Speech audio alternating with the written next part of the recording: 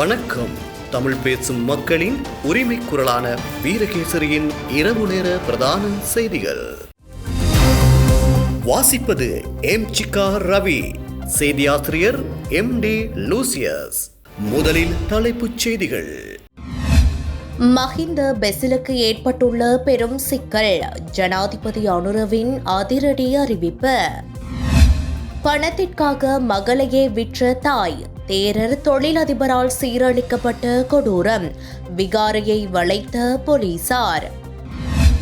திரைசேரி அதிகாரியின் மரணம் தற்கொலை என உறுதி, ஆனால் திட்டமிட்ட படுகொலை என பகீர் குற்றச்சாட்டு. தமிழக மீனவர்களால் பிடிப்பட்ட நபர் தொடர்பான மர்மம் விலகியது. பலாலியில் நடந்த அவசர கூட்டத்தில் வெளியான பரபரப்பு தகவல்.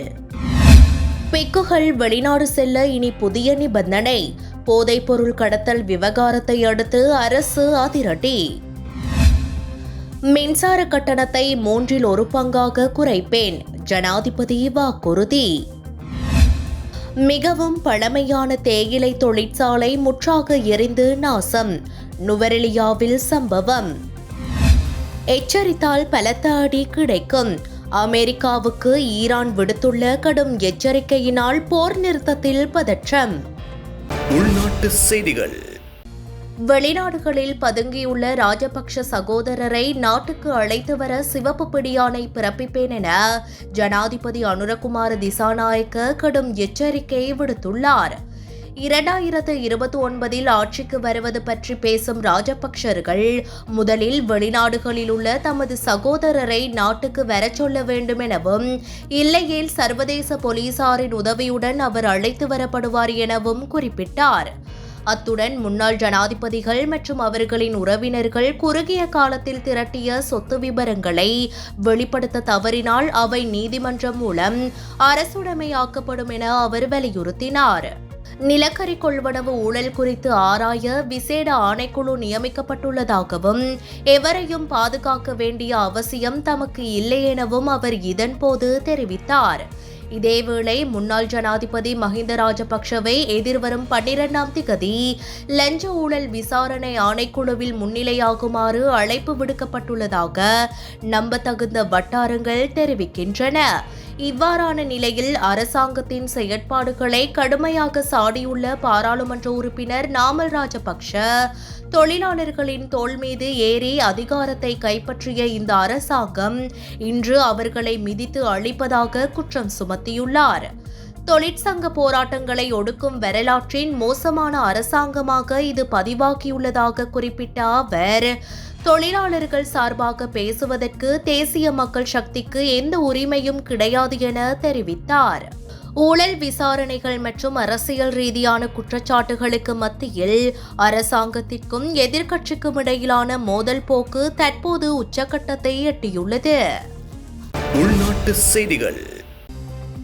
15 வயதுடைய சிறுமி ஒருவரை கடுமையாக பாலியல் துஷ்பிரயோகத்திற்கு உட்படுத்திய சம்பவம் தொடர்பாக அனுராதபுரம் பல்லேகம ஹேமரதன தேரரிடம் போலீசார் வாக்குமூலம் ஒன்றை பதிவு செய்துள்ளனர். குறித்த சிறுமி தனது காதலனுடன் நிட்டம்புவ பகுதியில் உள்ள விடுதியொன்றில் தங்கியிருந்த போது போலீசாரால் மீட்கப்பட்டுள்ளார். இதன்போது அந்த சிறுமி போலீசாரிடம் வழங்கிய வாக்குமூலத்தில் தனது தாயார் பணத்தை பெற்றுக்கொண்டு அதற்கு பதிலாக தன்னை தேரர் மற்றும் தொழிலதிபர் உள்ளிட்ட சிலரிடம் பாலியல் துஷ்பிரயோகத்திற்காக ஒப்படைத்ததாக திடுக்கிடும் தகவலை வெளியிட்டுள்ளார்.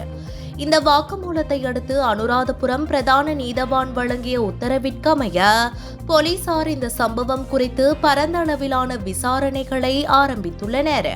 இதன் ஒரு கட்டமாக பல்லேகம ஹேமரதன தேரரிடம் விசாரணை நடத்தப்பட்டதுடன் சம்பவம் நடைபெற்றதாக கூறப்படும் இடத்தில் போலீசார் கள ஆய்வுகளையும் மேற்கொண்டுள்ளனர்.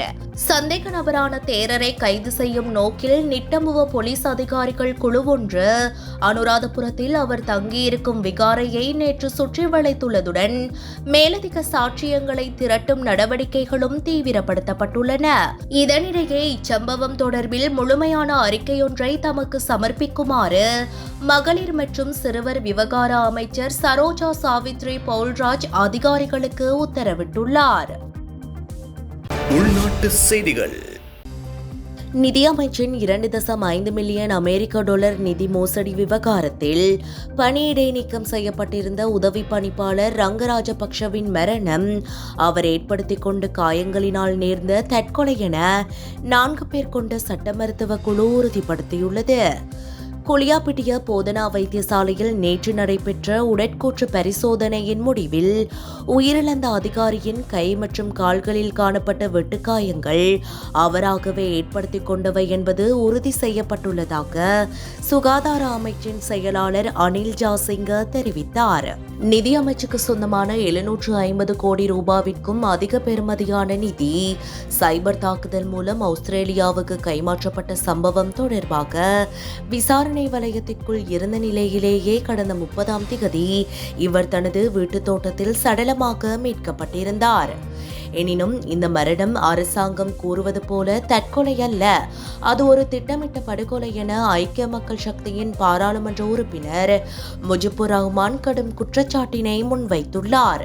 மேதின கூட்டத்தில் உரையாற்றிய அவர் අද හොරුවල්ලන්න ආවයි කියලා කිව්වා. හොරුවල්ලල හිරේ දානවයි කියලා කිව්වා. ඒක තමයි ප්‍රධාන සටන් පාඨය උනේ මැතිවරණ වේදිකාවල් වල. නමුත් අද අපිට පේනවා හොරා අල්ලන්න ආපු මිනිස්සු අද කෝටි ගණන් ඩොලර් මිලියන ගණන් ගල්ලඟුරු කාල ගල්ලඟුරු ගෙනල්ලා කන්ටේනර් හොරෙන් නිදාස් කරලා විශාල චෝදනාවල් වලට ලක් වෙලා තියෙනවා. අද මිලියන 2.5ක් ඒ හොර ගනුදෙනුව සිද්ධ වුණ හින්දා අද මුදල් අමාංශයේ 4 දෙනෙක්ව වැඩතානම් කරා.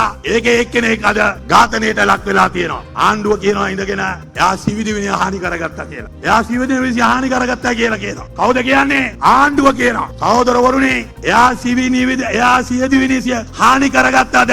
එහෙම නැත්නම් අර 88 89 හිටපු නාඳුන තුරක්කු කරුවන්ගේ ඉලක්කයක් බවට එයාපත් වුණාද කියන සැකේ අද අපිට ඇති වෙලා තියෙනවා. 87, 89 காலப்பகுதியைப் போல அடையாளம் தெரியாத நபர்களின் இலக்காக இந்த அதிகாரி மாற்றப்பட்டாரா என்ற பலமான சந்தேகம் தமக்கு இருப்பதாக குறிப்பிட்டுள்ளார். நிதியமைச்சின் உயர்மட்ட அதிகாரிகளை பாதுகாப்பதற்காக கீழ்நிலை அதிகாரிகள் மீது பழியை சுமத்தி அரசாங்கம் தனது கைகளை கழுவிக்கொள்ள முயற்சிப்பதாக அவர் விமர்சித்துள்ளார். ஊழலை ஒழிப்போம் என கூறி ஆட்சிக்கு வந்த தேசிய மக்கள் சக்தி தற்போது 2.5 மில்லியன் டாலர் மோசடி விவகாரத்தை மூடிமறைக்க பார்ப்பதாகவும் இது அரசாங்கத்தின் நற்பெயருக்கு பாரிய இழுக்கை ஏற்படுத்தியுள்ளதாகவும் முஜிபுர் ரஹ்மான் மேலும் தெரிவித்துள்ளார். உள்நாட்டு செய்திகள். தமிழக கடற்றொழிலாளர்களால் சிறைப்பிடிக்கப்பட்டு அங்கேயே தடுத்து வைக்கப்பட்டுள்ள யாழ்ப்பாணம் பலாலியைச் சேர்ந்த நபர் ஒரு கடற்தொழிலாளர் அல்ல எனவும் அவர் கடந்த 10 வருடங்களாக கடற்கொள்ளை சம்பவங்களில் ஈடுபட்டு வரும் கும்பலைச் சேர்ந்தவர் எனவும் பலாலி கடற்தொழிலாளர் கூட்டுறவு சங்கம் பரபரப்பு தகவலை வெளியிட்டுள்ளது. கடந்த சில தினங்களுக்கு முன்னர் பலாரி பகுதியைச் சேர்ந்த நபர் ஒருவர் தமிழக கடற்றொழிலாளர்களால் எல்லை தாண்டிய வேளையில் பிடிக்கப்பட்டு கடுமையாக தாக்கப்பட்ட நிலையில் தமிழக போலீசாரிடம் ஒப்படைக்கப்பட்டமை பெரும் சர்ச்சையை ஏற்படுத்தியிருந்தது. இது தொடர்பில் யாழ்ப்பாணம் பலாலி கடற்றொழிலாளர் சங்க மண்டபத்தில் நேற்று வெள்ளிக்கிழமை அவசர பொதுக்கூட்டம் ஒன்று நடத்தப்பட்டு அங்கே பல அதிரடியான தீர்மானங்கள் நிறைவேற்றப்பட்டுள்ளன. இக்கூட்டத்தில் உரையாற்றிய சங்க தலைவர் சிறைப்பிடிக்கப்பட்ட குறித்த நபர் கடற்றொழிலாளர் சமூகத்தைச் சேர்ந்தவராக இருந்தாலும் அவர் மீன்பிடி தொழிலில் ஈடுபடுவதில்லை என தெரிவித்தார். மாறாக அவர் சுமார் 10 வருடங்களாக ஒரு கும்பலுடன் இணைந்து உள்ளூர் மற்றும் தமிழக கடற்றொழிலாளர்களின் உபகரணங்களை கொள்ளையிடும் செயலில் ஈடுபட்டு வந்ததாக சுட்டிக்காட்டினார். இவர்களது கொள்ளை சம்பவங்களால் உள்ளூர் தொழிலாளர்கள் பல லட்சம் ரூபாய் நஷ்டத்தை எதிர்கொண்டுள்ளதோடு இது தொடர்பில் பலாலி போலீஸ் நிலையத்தில் பல முறைப்பாடுகளும் நீதிமன்றங்களில் வழக்குகளும் நிலுவையில் உள்ளதாக தெரிவிக்கப்பட்டது. இவ்வாறான குற்றச் செயல்களால் இலங்கைக்கும் தமிழகத்திற்கும் இடையிலான கடற்றொழில் உறவுகள் பாதிக்கப்படுவதாகவும் நாட்டிற்கு அபகீர்த்தி ஏற்படுவதாகவும் கூட்டத்தில் விசனம் தெரிவிக்கப்பட்டது. வணக்கம். நான் பலாலி வடக்கு கடத்தொழில் சங்கத்தில் முதல் நிர்வாகத்தில் இருந்தேன். செயலாளராக 4 வருஷம் இருந்தேன். இப்போ நாங்கள் இருந்த காலத்திலையும் இதே சம்பவங்கள் களவு பிரச்சனை நிறைய நடந்திருக்கு. அப்போ எங்கள் சங்கத்திலே நாங்கள் ஒரு சட்டமோட்டை போட்டு வச்சுருக்கோம். கடலில் களவு செய்து பிடிபட்டால் அவர் இங்கே தொழில் செய்யலாது. தொழில் செய்யலான்னு சங்கத்தில் நாங்கள் முதலே அதை அப்படி ஒரு சட்டம் ஒன்று சங்க ஜாப்பில் இருக்குது. ஆனால் இப்போ என்ன பிரச்சனைன்னு சொன்னால் இதில் வந்து யாரோடையும் தனிப்பட்ட விரோதமோ ஒருத்தருக்குமே இல்லை. இது வந்து எங்களோட கிராமத்தில் வந்து நாங்கள் ஒரு நல்ல ஒரு இதாக வந்து அந்த களவு பிரச்சனைகள் அது இருக்கக்கூடாது. இது ஊரில் நடக்கிற களவை தாண்டி கடலில் போய் ஒரு களவு செய்யப்படுதுன்னு சொன்னால் அது ஒட்டுமொத்தத்துக்கும் பாதிப்பு. போய் அங்கே இன்றியை போட்டால் இன்றைய எடுத்து போட்டு இப்படி வீடியோ இருக்கையான்னு சொல்லி 2 பேர்லேயும் இன்றியை போட்டுன்னு வந்து நாங்கள் வந்து ஒரு மணித்தியாதார திருப்பி கூப்பிட்டு அங்கே நான் ரோட்டால் விரைக்கவே 2 பேரும் உள்ளே போனவேன். இன்றி கொடுத்த 2 பேரும் பொலிசுக்கு உள்ளே போனவேன். போய் ஒரு கொஞ்சம் தான் நாங்கள் இங்கே வீட்டை வந்துட்டு அடிக்க நம்ம வர சொல்லி அங்கே போனால் இதில் சைன் வைக்க சொல்லிச்சு. நான் எனக்கு நான் இன்றி பட்டியில் சைன் வைக்க சொல்கிறீங்களா, இது நீங்கள் 2 பேர் முதல்ல 2 சத்தம் போடுறீங்களானா அதுக்காகவே வந்து நிற்கிறேன், நீங்கள் இதில் சைன் ஒன்று வைங்க. நீ சங்கல் பார்க்கணுன்னா பார், உன்னை வந்து அங்கே இந்தியா வந்து வழக்கு போடுது உனக்கு, நீ இதை கேட்குறாக்கு நீ என்ன உருவாப்பா 16ஆம் தேதிக்கு நாங்கள் ஒரு கேஸ் பிடிச்சி கொடுத்துறாங்க.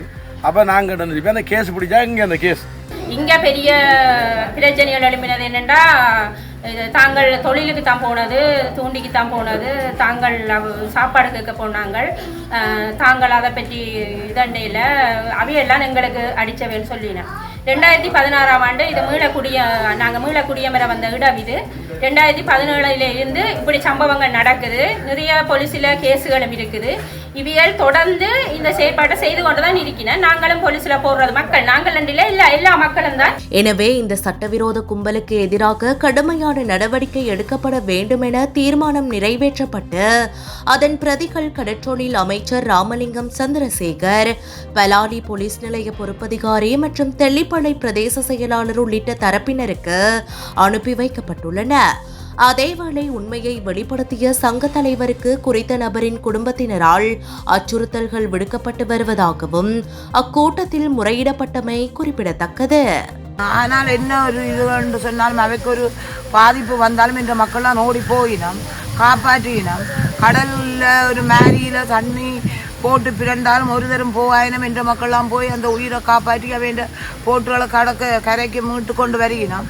ஆனால் அவை இப்போ வேக்கு வந்த மாதிரி இதுக்கு வந்த மாதிரி எல்லாம் இப்போ கதைச்சு எங்களை என்னவோ ஒரு இதண்ட வேணுமன்றதுக்காக இப்படி செய்யணும். ஐயா, நீங்கள் தாழ்மையுடன் என்னவோ எங்களுக்கு இந்த நடவடிக்கை எடுத்து தருது. நான் இப்போ குடிப்பட்ட நபர்கிட்ட வந்து சொந்த உறவு தான், அன்னி முறை வருது. இப்போ என்னென்னு சொன்னால், இப்போ இவர் வந்து கூடுதலாக வந்து எங்களோட அன்னனிபுர ஏரியாவில் வந்து இருக்கணும். ஆனால் இந்த குடும்பம் இருக்குது. நான் எல்லாரையும் குறிப்பிட விரும்பலை. அவை 2 பேரும் தனியாக உண்டை யோசிக்கலை. தங்களுக்கும் படிக்கிற புள்ளிகள் இருக்குது. நாங்கள் ஒத்துமட்டமாக குடும்பமே என்று போடக்குள்ள பெமினி ஃபுல்லாக வருது. பெமினியில் வந்து அந்த புள்ளிகள் படிக்கிற புள்ளிகள் சரியாக பாதிக்கப்படுதுன்றதே உணரே இல்லை. குடும்பம் என்று சொல்லி போடக்க இந்த புள்ளிகள் பள்ளிக்கூடம் போகாமல் நிற்கிறது. இந்த புள்ளிகள் பெரிய வகுப்பு படித்து கொண்டிருக்குன்னு சொல்லி அவைக்கே தெரியும். அவையிலும் உண்மையில ஒரு தாயின் வயிற்றில் குழந்திருந்தால் உணர்ந்திருக்கிறோம். நாங்கள் இப்படி போடுறோமே, இந்த பின் விளைவு என்ன, ஒத்துமட்டமாக எல்லா குடும்பமும் பாதிக்கப்படல. உங்களுக்கு வந்து எங்களோட குடும்பத்தால் எதுவும் ஒரு பாதிப்பு நடந்ததுன்னு சொன்னால் நீ வந்து 6 இருந்தாலும் நேரடியாக சொல்லலாம். உள்நாட்டு செய்திகள். வெளிநாடுகளுக்கு செல்லும் பௌத்த பிக்குகள் பின்பற்ற வேண்டிய புதிய நடைமுறைகள் குறித்து புத்த சாசன, சமய மற்றும் கலாசார அலுவல்கள் பிரதி அமைச்சர் கமகெதர திசாநாயக்க அறிவிப்பொன்றை வெளியிட்டுள்ளார். இதன்படி பௌத்த பிக்குகள் வெளிநாடுகளுக்கு பயணம் செய்யும் போது தமது விகாராதிபதி, பிராந்திய நாயக்க தேரர் மற்றும் சம்பந்தப்பட்ட பிரிவின் தலைமை தேரர்களிடம் இருந்து கட்டாயம் பரிந்துரைகளை பெற வேண்டும் என்ற நடைமுறை எதிர்காலத்தில் மீண்டும் அமுல்படுத்தப்பட உள்ளது. கடந்த காலங்களில் சில காரணங்களினால் இடைநிறுத்தப்பட்டிருந்த இந்த நடைமுறையை மீண்டும் கொண்டு வருவது குறித்து மகாநாயக்க தேரர்களுடன் விரிவான கலந்துரையாடல்கள் முன்னெடுக்கப்பட்டுள்ளன. அண்மை காலமாக போதைப்பொருள் கடத்தல் உள்ளிட்ட சாசனத்திற்கு எதிரான சட்டவிரோத செயல்களில் சில பிக்குகள் ஈடுபட்டமை கண்டறியப்பட்டதை அடுத்தே இந்த தீர்மானம் எடுக்கப்பட்டுள்ளது. குறிப்பாக கடந்த 26ஆம் திகதி தாய்லாந்திலிருந்து வருகை தந்த 22 பிக்குகள் சுமார் 110 கிலோகிராம் குஷ் மற்றும் ஹேஷ் போதைப் பொருட்களை தமது பயண பொதிகளில் மறைத்து வைத்திருந்த நிலையில் போலீசாரால் கைது செய்யப்பட்டமை குறிப்பிடத்தக்கது. உள்நாட்டு செய்திகள். மின்சார கட்டணத்தை 1/3 பங்காக குறைப்பதாக வழங்கிய வாக்குறுதியை தாம் நிச்சயமாக நிறைவேற்றப் போவதாக ஜனாதிபதி அனுரகுமார திசாநாயக்க தெரிவித்துள்ளார். மகரக பகுதியில் நேற்று நடைபெற்ற நிகழ்வொன்றில் கலந்து கொண்டு உரையாற்றும் போதே இதனை தெரிவித்த அவர், දේශම් බලශක්ති ශේත්‍රයේ විශාල අර්බුදයක් මතුවලා තිබෙනවා. ඉන්ධන මිල විශාල ලෙස ඉහළ යමින් තිබෙනවා. අදත් ඩීසල් ලීටර රුපියල් 382ක් දෙනවා. 382 ඩීසල් ලීටරයක් දෙනකොට ආණ්ඩුව රුපියල් 100ක් දෙනවා. විකුණ හැම තෙල් ලීටරයකටම තෙල් සංස්ථාවටයි අනිත් සමාගම් වලටයි. ඒ කියන්නේ මොකද්ද? අදත් තමුන්නාන්සලා සෙඩ් එකට ගිහලා ගන්න පෙට්‍රල් ලීටරයක් රුපියල් 482ක් වෙනවා. හැබැයි ගහන්නේ 382කට රුපියල් 100ක් ආණ්ඩුවට දෙනවා හැම ලීටරයකටම. එහෙමයි. ජනතාව බලා ගන්න ඕන ආණ්ඩුවක්. නමුත් තාමත් තෙල් මිල ඉහළ යමින් තිබෙනවා. අපි රුපියල් කෝටි 6000ක් වෙන් කරලා තිබෙනවා මේ රටේ පොදු ජනතාවගේ අවශ්‍ය වෙන ඉන්ධන සහනාධාරය ලබා දීම වෙනුවෙන් කෝටි 6000 වැඩ කරන ජනතාවගේ ආණ්ඩුව හිමයි. හැබැයි තවත් මිල ඉහළ යනවා. සමහර විට තව කුඩා ප්‍රමාණයක් වලට අපි මිල ඉහළ දාන්න සිද්ධ වෙයි. හැබැයි උපරිම ලෙස අපි සහනාධාර ලබා දෙන්න කටයුතු කරනවා. බලශක්ති ශේත්‍රයේ අර්බුදයක් තිබෙනවා. ගල්ලගරු මිල ඉහළ ගිහිලා තිබෙනවා. ඉන්ධන මිල ඉහළ ගිහිලා තිබෙනවා. යම් ප්‍රමාණයකට අපේ ජලාශවල වතුර යම් ප්‍රමාණයකට අඩු වෙලා තිබෙනවා. ඒ නිසා යම් මිල ඉහළ දැමීම සිදු කරන්න සිදු වී තිබෙනවා. හැබැයි එහිදී අපි තීරණයක් කරන් තිබෙනවා විදුලි පාරිභෝගිකයන් 96%කට කිසිදු මිල වැඩිවීමකින් තොරව ඒ සියල්ල ආණ්ඩුවේ සහනාධාරයක් ලෙස දරා ගන්න තීරණ කරන් තිබෙනවා. ජනතාවගේ ආණ්ඩුව මිල වැඩිවීමක් වුණොත් 96%කට බලපාන්නේ 4%කට විතරයි මිල වැඩිවීම සිද්ධ වන්නේ. අපි රුපියල් කෝටි 1500ක් ඒ වෙනුවෙන් වැය කරන්න තීරණය කරන් තිබෙනවා. එයි මේක වැඩ කරන ජනතාවගේ ආණ්ඩුව. இதற்காக புதுப்பிக்கத்தக்க சக்தி வள பயன்பாட்டை மேம்படுத்துவதற்கான திட்டங்கள் வகுக்கப்பட்டுள்ளதோடு வலுசக்தி துறையில் புதிய முதலீடுகளும் கோரப்பட்டுள்ளன. உலகளாவிய ரீதியில் எரிபொருள் மற்றும் நிலக்கரி விலைகள் அதிகரித்துள்ளமை மற்றும் நீர்த்தேக்கங்களின் நீர்மட்டம் குறைந்து வருகின்றமை காரணமாக நாட்டின் வலுசக்தி துறையில் நெருக்கடி நிலைமை ஏற்பட்டுள்ளது. பொதுமக்களின் சுமையை குறைப்பதற்காக அரசாங்கம் தற்போது 1 லிட்டர் டீசலுக்கு 100 ரூபாய் மானியம் வழங்கி வருகின்றது. 482 ரூபாவாக உள்ள 1 லிட்டர் டீசலின் உண்மையான விலையை மானியம் காரணமாக நுகர்வோர் 382 ரூபாவுக்கு கொள்வனவு செய்ய முடிகிறது. உலக சந்தையில் எரிபொருள் விலைகள் உயர்ந்து வரும் நிலையில் எரிபொருள் மானியத்தை பராமரிப்பதற்காக அரசாங்கம் 60 பில்லியன் ரூபாவை ஒதுக்கியுள்ளது. எதிர்காலத்தில் மட்டுப்படுத்தப்பட்ட அளவில் எரிபொருள் விலை திருத்தங்கள் அவசியமாகலாம். அதேவேளை மின்சாரத்துறையில் நிலக்கரி விலையேற்றம் போன்ற சவால்கள் இருந்தாலும் எந்தவொரு கட்டண அதிகரிப்பையும் மேற்கொள்ளாமல் 96% நுகர்வோருக்கு மின்சார மானியம் வழங்க அரசாங்கம் தீர்மானித்துள்ளது. இதற்காக 15 பில்லியன் ரூபாய் ஒதுக்கப்பட்டுள்ளதுடன் பொதுமக்களுக்கு வழங்கக்கூடிய அதிகபட்ச நிவாரணங்களை வழங்க அரசாங்கம் உறுதிபூண்டுள்ளதாகவும் அவர் மேலும் தெரிவித்தார். உள்நாட்டு செய்திகள். நுவரெலியா ராகலை புரூக்சைட் பகுதியில் உள்ள தேயிலை தொழிற்சாலை ஒன்றில் பாரிய தீ விபத்து ஏற்பட்டுள்ளது.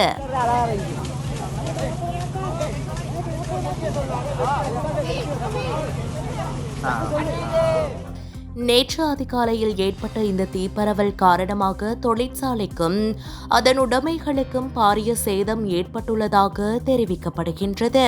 குறிப்பாக பழமையான தேயிலை தொழிற்சாலையில் ஏற்பட்ட தீ விபத்தில் குறித்த தொழிற்சாலை முற்றாக எரிந்து நாசமாகியுள்ளது. ராகலை போலீசார், தோட்ட மக்கள் மற்றும் நுவரெலியா மாநகர சபை தீயணைப்பு பிரிவினர் இணைந்து தீயை அணைக்க முற்பட்ட போதிலும் தொழிற்சாலை முற்றாக எரிந்து நாசமாகியுள்ளது.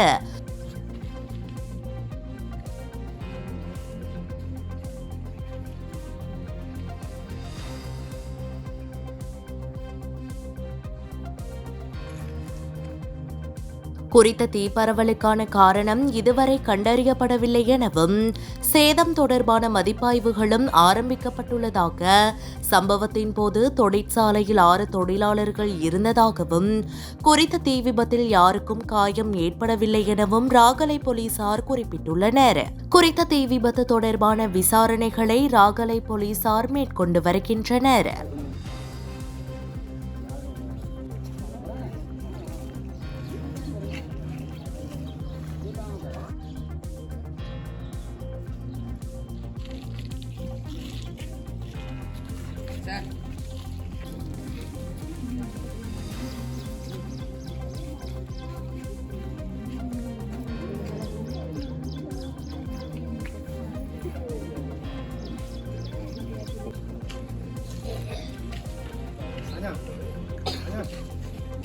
வெளிநாட்டு செய்திகள்.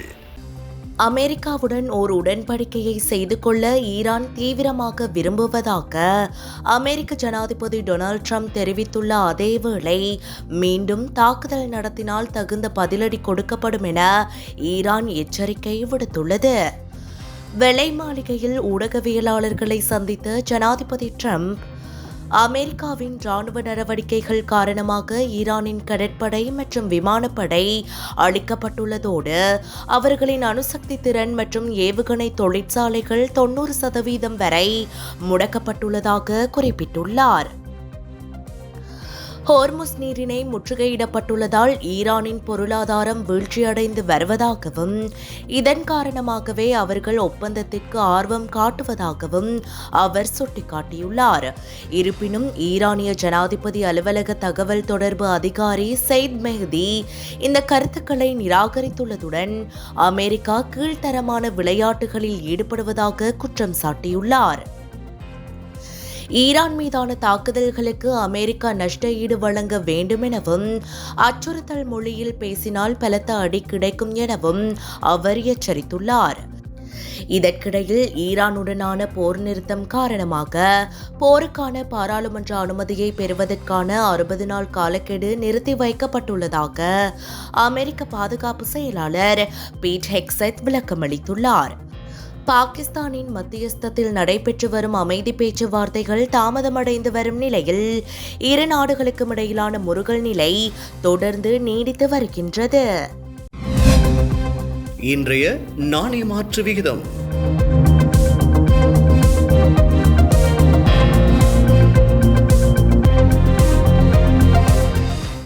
காலம் மாறினாலும் வாசிப்பு மாறாது. வீரகேசரி விடிவெள்ளி மித்திரன் இப்போது உங்கள் வாட்ஸ்ஆப்பில். அச்சுப்பதிப்பின் அதே தரம் இப்போது டிஜிட்டல் வடிவில். எங்கு இருந்தாலும் எந்நேரமும் செய்திகளை விரல் நுனியில் அறிந்திடுங்கள். சிறப்பம்சங்கள்: காலை 6 மணிக்கே உங்கள் கையடக்க தொலைபேசிகளுக்கு வந்துவிடும். அனைத்து சிறப்பு பக்கங்களும் அடக்கம். மாதம் வெறும் 500 ரூபாய் முதல். இன்றே இணையுங்கள். இணையதளம் epaper.mypaper.lk. வாட்ஸ்அப் 947726311930. வீரகேசரி மின்னியல் இதழ். செய்திகள் இனி உங்கள் கைகளில்.